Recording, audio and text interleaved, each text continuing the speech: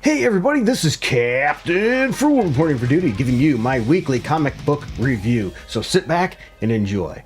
News about comic books, musical instruments, tech reviews, and video games with your host, Captain Frugal.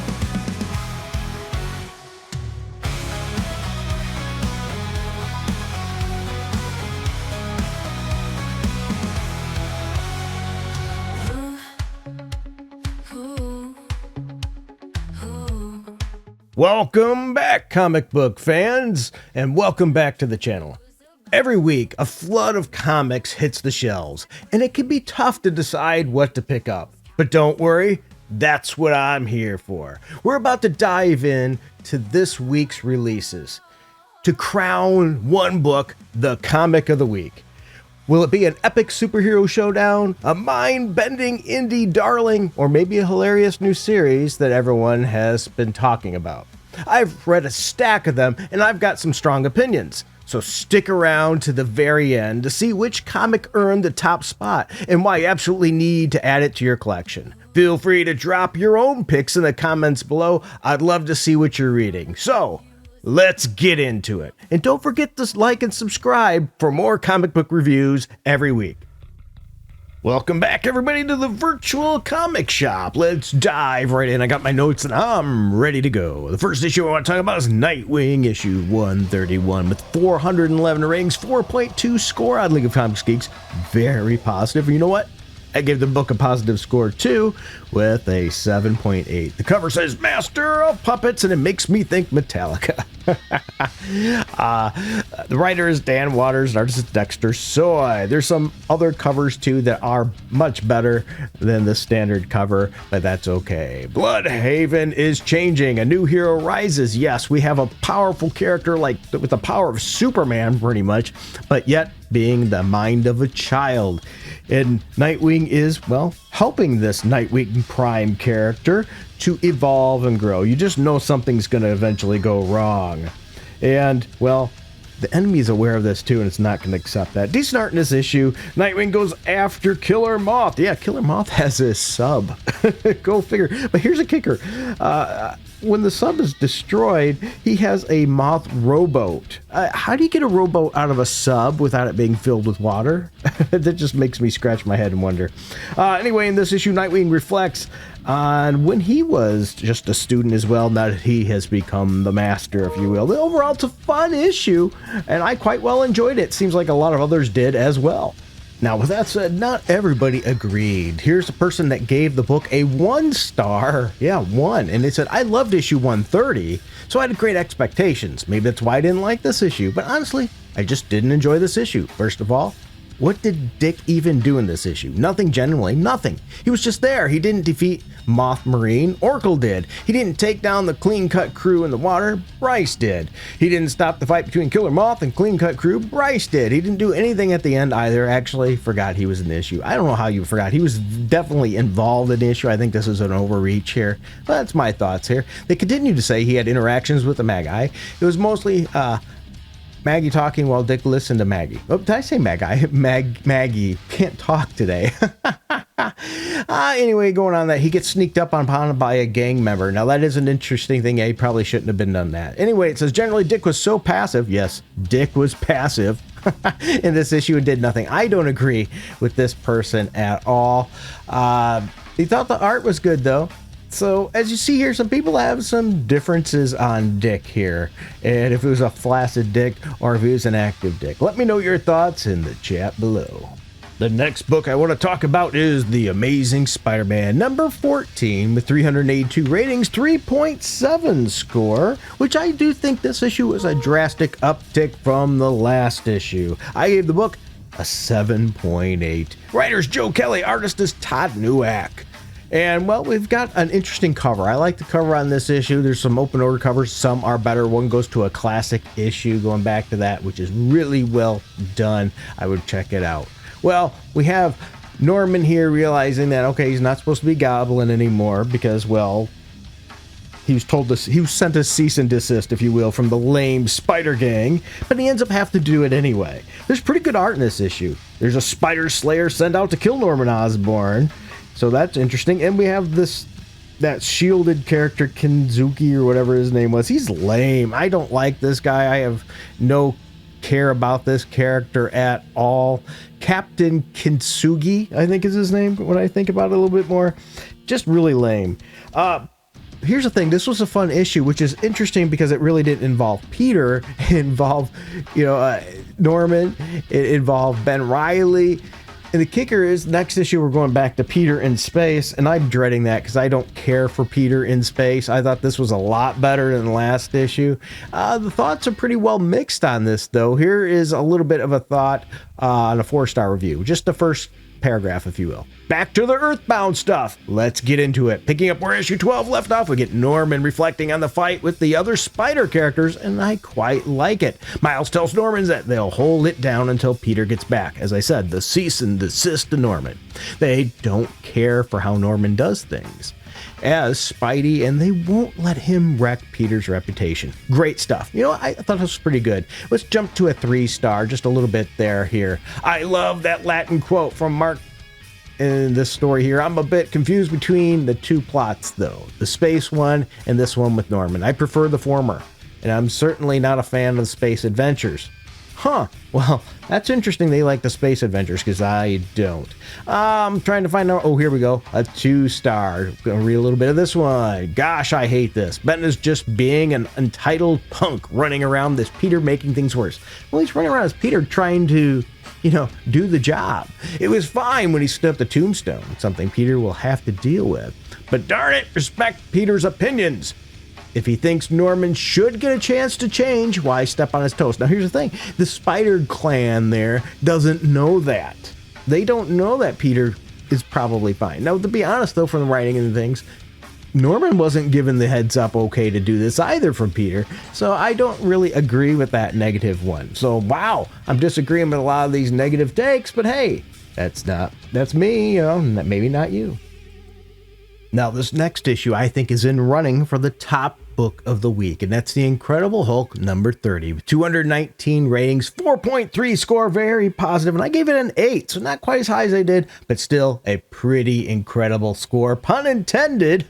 Writer Philip Kennedy Johnson, artist Nick Klein. This book also has some open order covers that I didn't really think were anything special. The standard cover, in my opinion, is wonderful.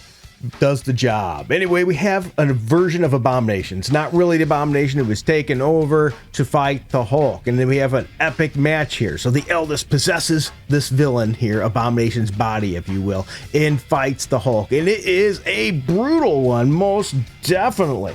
It's, how do I put this? It has an eye-catching cover to begin with, so that's good. The fight is gruesome. Yeah, that's the words I was looking for. Gruesome fight. But here's my kicker with it, what I don't like. After this now, we're going to get a new number 1 reboot after 30 issues.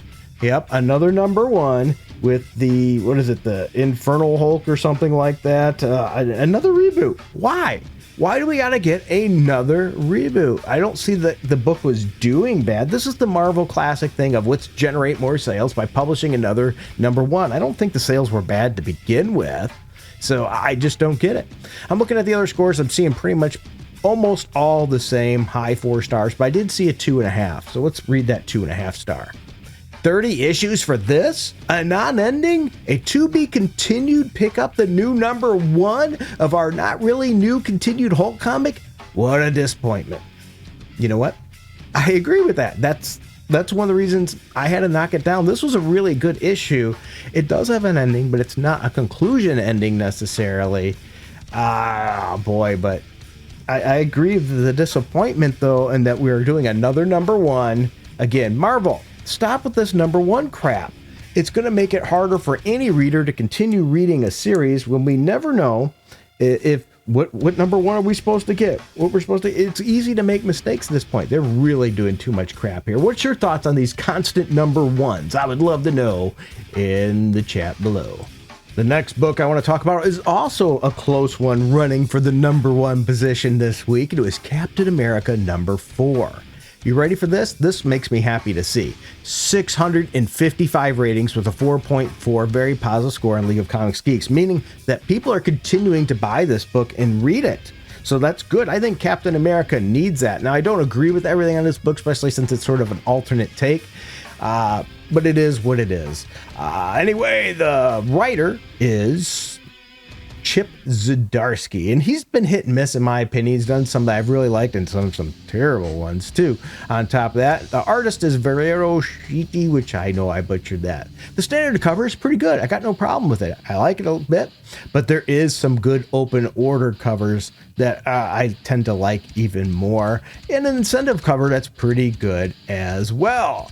So we have a nation doomed continuing here. It's a showdown between Doom and Captain America with the fate of Latveria hanging in the balance. As Doom prepares a fatal strike against those who stand against him, a sudden betrayal has Cap on the ropes and questioning everything he thought he knows.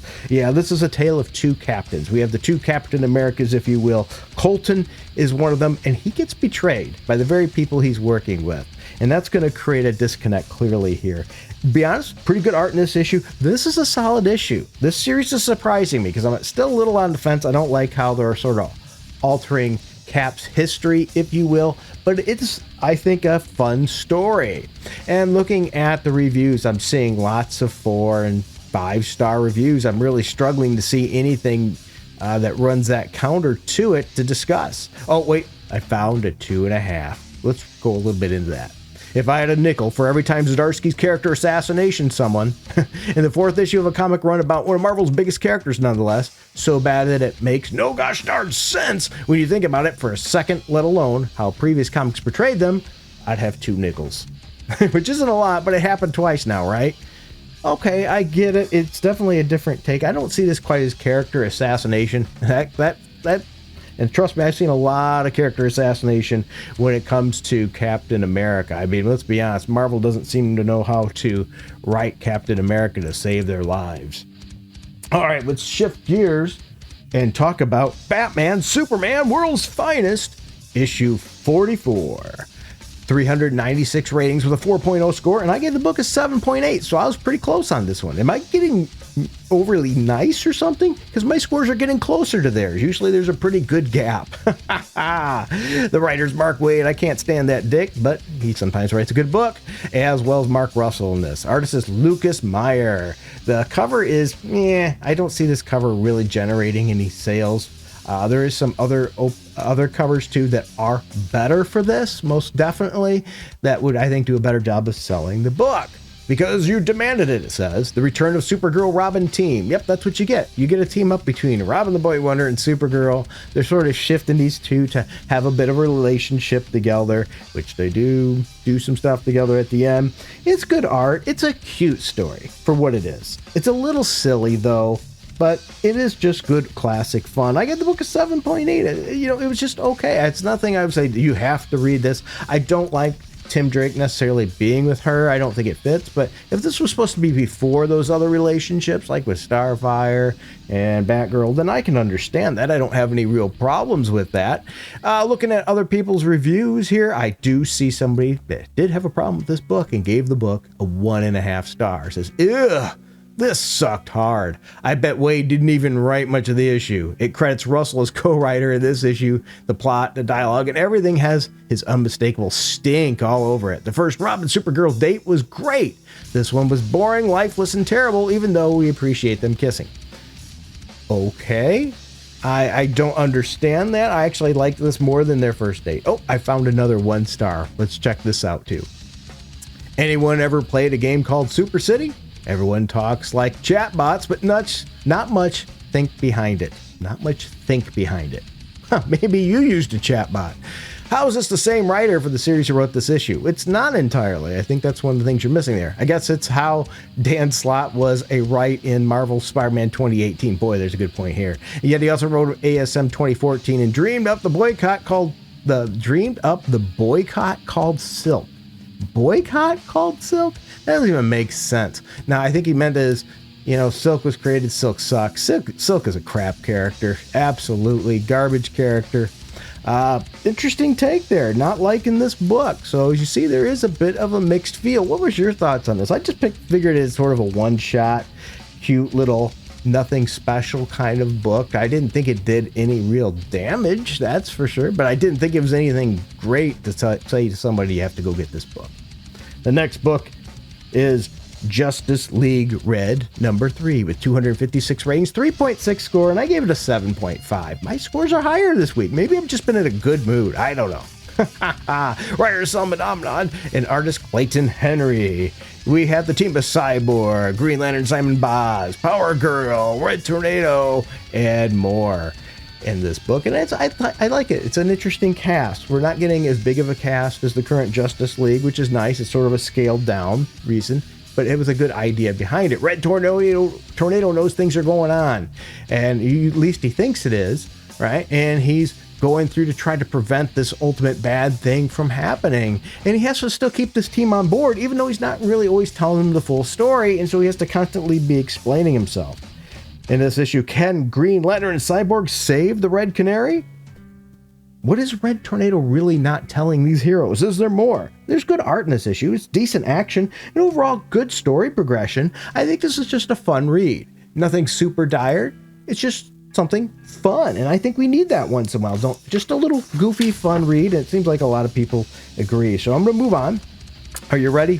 This next one is my pick of the week for the best comic book this week, and that's G.I. Joe #12.